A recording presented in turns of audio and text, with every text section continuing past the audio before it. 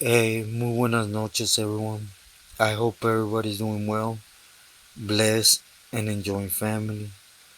Bueno, mi gente, first and foremost, I want to thank you for you guys' great support, words, prayers, and for everything you guys express my way. You know, I'm at peace with whatever God decides gonna happen, but as human, you can't fight that fear effect of the unknown when you don't know how something is or what's going to happen. And you guys brought a great ease to my mind and my heart. And for that, I'm humble and I'm forever thankful with you guys. Gracias. Now for the story on hand. Today I'm going to talk about Weather Sherm, how I came across him, and how throughout the years it manifested on the sense of knowing of him and being around him. Well, at least some, because I couldn't touch on everything about him in one video. I don't want to bore you guys. I had told this story, but like I said, I want everything to be in one place so that it's all together. Well, anyways, to start off, I'm gonna take you back. When we were in Quilmas. In Quilmas, it was a time where I actually got to reunite with, please excuse me, with a lot of camaradas that, for one way or another, we had already done something, been somewhere, or something to that effect. For example, the homie Porky from Shelltown was there, and we had been in YA together, so we had some history. And there was a couple other camaradas from San Diego there. Another one was Mitchell from Market Street, and Mitchell, he had lived in my town for as far as I could remember, and so we had history, and he knew mainly what my family was involved in, and I was able to touch on, and this is when we're in reception. So I guess through one thing or the next, because as far as I could remember, me and Porky never touched on this subject when were in YA, so I'm assuming Mitch told him. So one day we're out at yard, and they approached me, and they told me like, hey, they wanted to get their hands on some material to get something going. They wanted to build something up so they were able to present to the Senor Weather Sherm. Now at this time I had heard his name and that he had a lot of jugo, a lot of gente, but I didn't know basically but what I was hearing about him from my celly, right? So I told him, at first that yeah, what they wanted to start with. So anyways, they told me their poison, and within time I was able to touch base and connect from their end to somebody from the camaradas end. So it started going. It was they started with 10 piece, and they had a lot of people that was actually you know helping them get it out.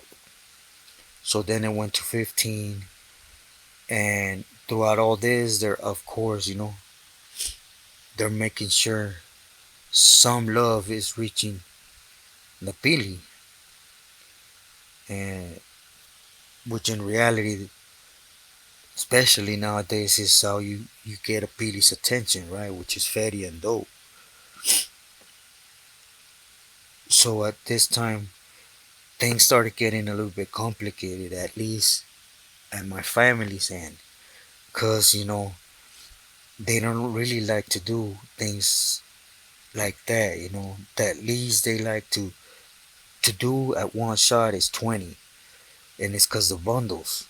You know, they receive them in 20, so it's easier for them just get 20, get them out the door, than having to open it up, chop it up, and then they're gonna have five left, 5, 10 left, and it's harder for them. It makes it more difficult for them. So at this time, they had addressed me to get at the camaradas to see if maybe if they could only get 15, that they had earned that to have that wiggle room for the rest, to pick up the whole bundle. But and I do understand this part from Porky and Mitchell, right? That they don't want to work like that, cause like we started off, that fear effect is they don't want to do wrong, especially when you're getting things kicked off and something goes wrong, right? It's better to do dando y dando, pajarito volando, than to be stuck with something with a debt and you're not having the funds to cover it. So I understood that part. So they told me that they couldn't. Right now they couldn't. Once things started picking up and they were able to do that much, they were going to. But at the moment, they didn't really want to aventar that tiro on them, right? They just didn't want to fail. So not to make it long, it's to my family was a favor. So they just said, well, look, we got people that will pick them up, sellados, and we don't have workers like that on that side to be opening and you guys get it. So we ended up putting a stop to it. And of course, Huero was one of them that he didn't let go of nothing, period. So I'm pretty sure even though they didn't tell me, he started questioning, hey, ¿qué onda? You haven't reported nothing, or XX thing, right? Or I don't know the conversations between Porky and them, because, you know, they're from the mismo barrio. So anyways, a little time passed by, and they came back up to me and they asked me if I didn't know nobody that could actually do 10 or 15. So at this time, I told them that definitely, I knew people that would even give them one, right? But it's people that I don't like to mess with. This other people, I know what they have. I know how they work. I know who they're with. And messing with other cartels or other people is, believe me, I gone through it. Where people are expecting one thing, and next thing you know, you get some bunk stuff, some washed down stuff, some wet stuff, or it just don't wait what it's supposed to, and it's just headaches. And I told them that dispenser, but for me to recommend them to somebody, and they were gonna get played out of pocket, it was just probably amongst camaradas, right? The only material I could secure, tell them how it was, cause I knew they didn't like to cut it. They don't like, they like to do things as clear as water, right? So, anyways, they went about their way, and they found someone that was doing it, for the Arellanos, and yeah, they kept doing it. Within time, we ended up separating. You know, as you guys know, I went off to Tracy, and the camaradas went to a different spot. But they kept doing their thing. It was like once you keep moving around, it's just like conocidos. The system's small. You keep hearing things, but they were doing their things. They actually started plugging in right with Huero, and they were starting to get that false who, right? That wants things that is being received on the one's value, right? But in reality, it's, just money and dope, right? So, anyways, within time, both camaradas were short timing it, so they parole. And within time, I did touch base with Porky, and he was basically telling me that, well, we talked about what was going on, to put it like that, and they were starting to do what they didn't want to do with me, right? Which is ask for front, but again, the material was mainly coming in wet, and they were being stuck with. And it became a habit to where it was once a week, so they couldn't like cut that pipeline now and then tell them, hey, hold up, even though they were getting stuck with them, right? So the debt kept going up. So within time, what happened is what a lot of camaradas do, right? They think because we're on this side and they're on that side, that they could just sit on things and not having to pay anything. But they forgot that one, they were doing all these moves with Güero's name in their mouth. And at this time, I came to learn more about Güero Sherman. It's just somebody you don't disappoint. Perdón. And two is a lot of camaradas really think that the vatos that have those pipelines don't have the reach across the border, right? Which is wrong, For example, the Marellanos, when it came to San Diego County, they think of it like their backyard, Even though it's camaradas, pilis, it's still, they get away with a lot of stuff. And this goes back to Popeye and Bad in them, right? That we're allowing them to do as please with them and camaradas. So anyways, within time, Darellanos, they send their collector.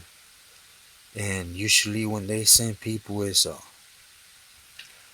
not to downplay them or nothing, because they're some of the cold-hearted persons I have met, which is the indigenas. In this case, it was this paisa by last name Diaz, They called him Indio, and he was from Guerrero. And I remember when he came out on the list, he came out like Indio from Guerrero. From They even said his tribe, which was Gallos Rojos or some to that effect, right? But anyways, not to jump around, Homeboy went down and he basically tracked whatever little crew they had on the calles, and he eventually bumped into a camarada from Logan. Now I don't know what happened amongst them, but what I do know is that the vato from Logan ended up giving up Mitch's location. And like I said, it was Porky and Mitch. They were the ones. In Mexico they have a saying. When you come and ask somebody for to front you something to sell, they tell you, cuánto quieres, how much you want, how much can you give me? I could give you whatever your mouth says for me to give you, but you best be able to respond for it. So, anyways, the Bison ended up catching up to Mitchell, excuse me, and he did what he was sent to. Like I said, they're cold people. They have their mindset on what they need to do. Anyways, he found him and he took him out to Mesa and he chopped him up. Literally chopped him up and was burying him, like a little here, a little there, not all in the same spot, right? And he got caught in the midst. So when he got caught, of course, Güero, not messing too much with Arellanos, he's hot, For one, it happened to people that were supposed to be representing him on the streets, right? Cause I'm pretty sure they were keeping a lot of things from Güero. And so time went by, and I was already in Corcoran Shoe when things caught up with the Paisa, right? Because he was across the street in Sadev. And I remember across the street it was Speedy, Crow, and them. They were right there reporting to B Yard, and basically the report that we got is that two vatos from San Diego, one from 36 or 38th Street, something like that, Spanky, and another homie from Logan. They moved on this paisa. They took care of him because Wetter Sherm had sent them, right? But as you guys know, at this time, all that belonged to Artie. But since Wetter Sherm was Wetter Sherm, he didn't need permission. He got in, did what he had to do. Like I said before, he had workers on every yard. And if not, it had to be those level ones or camps. He didn't have nobody, cause but anyways, and this is just so that everybody, all those young ones that are out there think, that, oh, I go ahead and pick up and buck up and handle mission for a carnal. Sometimes there's people or carnales, pilis that are playing their games, and at the end of the day they feel superior than the next man, so they go ahead and do movidas that's gonna ricochet. For example, here, once they were in the hole, the first action Artie took was, I never heard of it. Water has no say so on this yard. It's my yard. Whack 'em, remove 'em. And of course, when it comes to politicking, when word hit up there to question Sherm about this, Sherm's answer was, I don't know who these vatos are. Why would I step on my brother's toes on his house? So basically left the camaradas alone, and they were done. They did something. Now it became like they took an action on their own. Sherm could have been like, I don't really know what action he could have took, but he could have spoke up, right? But again, Artie at this time had a lot of power too, so I'm assuming Weddle didn't want that headache. So there went two camaradas, and this happens all the time, where they have people move them on certain camaradas, on certain battles, and it hits the fan bad, and next thing you know, the camaradas are there to deal with it on their own. And the pili that's behind, he washes his hands, and at the same time, he's over here talking to the pilis that are side by side with him, saying, "Look, I went on this fool's yard and I had someone whack without saying nothing to him, and nada pasó." Camaradas are indispensable, right? There's one, two, three, 1,000 of us. Sorry, I include myself, camaradas sureños. But it just goes to show how wet it was, and Artie. Artie didn't not let nothing slide, and at the end of the day, one camarada went missing on the streets, thinking what a lot of camaradas, let's be sincere, think, they see paisanos or whatever and they see weakness. But there's some that got reach. The funny part is, Güero had two camaradas move on this dude because Arellano sent him. And then, as I would tell in a future story, Güero, Cheek, Carlos, Boo, all them from San Diego's, Silent George started working with the Arellanos. So there was no feelings hurt there, you know. It wasn't that serious to have two camaradas washed up. But again, it's just a chess game with them, you know. And camaradas sureños, I include myself in this because we seem to forget that we're just pawns. You gotta sacrifice your pawns to get up in there, right? It's part of it's part of the game, and we don't see it, you know. Or if we see it, we just pull up some and keep pushing. Within time, you know, I actually did a couple things with Huero to the point where it left no doubt in my mind that when he was in Pelican Bay, was nobody gonna question what he was doing. He had. I'm gonna give you a quick example. I don't want to make them too long on you guys, but I will give you another example. The Paisas on Beard in Arwood, even though it belonged to Terco, he said and did what needed to be done. Cause for those that were in Arwood know that San Diego car was out there. And I will make this my next story for you guys so that you guys get a better sense on what his strength was. I just thought I'd put this story to basically see if I could expand on my message in that sense that,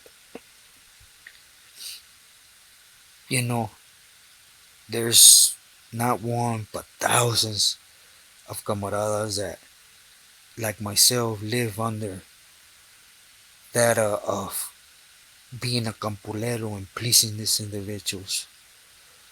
But at the end of the day, man, there is no pleasing them.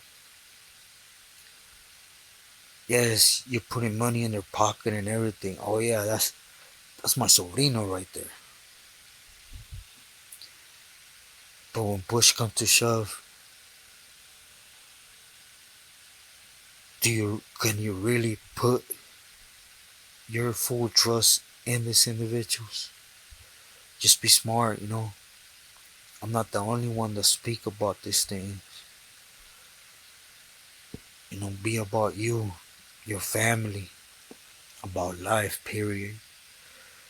But anyways, mi gente, with this said, I just thought I would touch a little bit on what sherm and what happened with these two camaradas.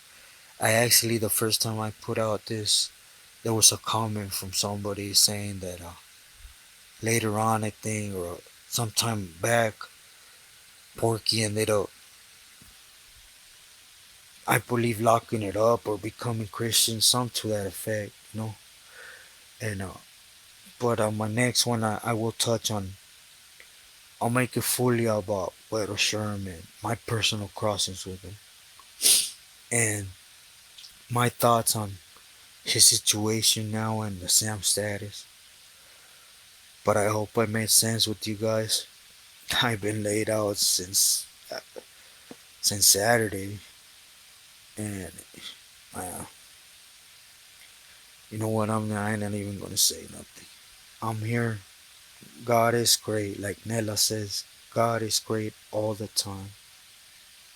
You know, I'm still here. Do I deserve it? No.